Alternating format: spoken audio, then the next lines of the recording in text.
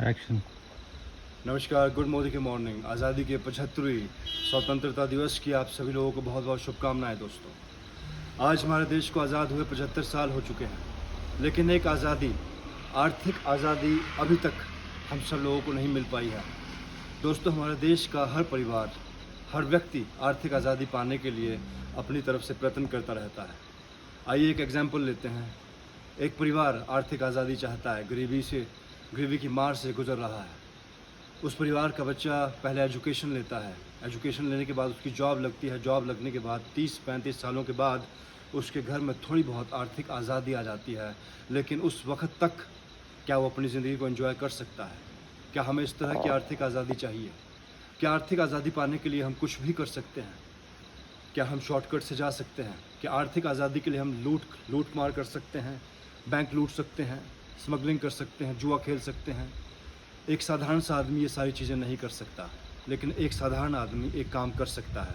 अपने घर के सुबह से शाम तक की ज़रूरतों का सामान अगर वो मोदी केयर से लेता है, तब अपने लिए एक आर्थिक आज़ादी का रास्ता तय कर सकता है। इस रास्ते पर चलकर अपने लिए आर्थिक आज़ादी प्राप्त कर सकता है। और ये आर्थिक आज़ादी प्राप्त करने में 20-25 साल नहीं लगेंगे दोस्तों, 2 से 3 साल लगेंगे या 5 साल लगेंगे। लेकिन 5 साल के बाद जो आर्थिक आज़ादी आएगी, वो ऐसी आज़ादी होगी जिसमें आपकी आने वाली जनरेशन आर्थिक आज़ादी के मज़े ले सकती है। इस तरह की आर्थिक आज़ादी पाने के लिए आपको सिर्फ़ और सिर्फ सुबह से शाम तक की अपनी ज़रूरतों का सामान मोदी केयर से लेना है। अक्सर हम सब लोग उस रास्ते पर चलना पसंद नहीं करते जो कि सीधा हमारी मंज़िल पर जाता है। हम सोचते हैं कि आर्थिक आज़ादी पाने के लिए ये तो बहुत ही सिंपल सा रास्ता है। अपने घर का सामान लेना है और आर्थिक आज़ादी पानी है, और हमें लगता है कि इससे आर्थिक आज़ादी नहीं पाई जा सकती।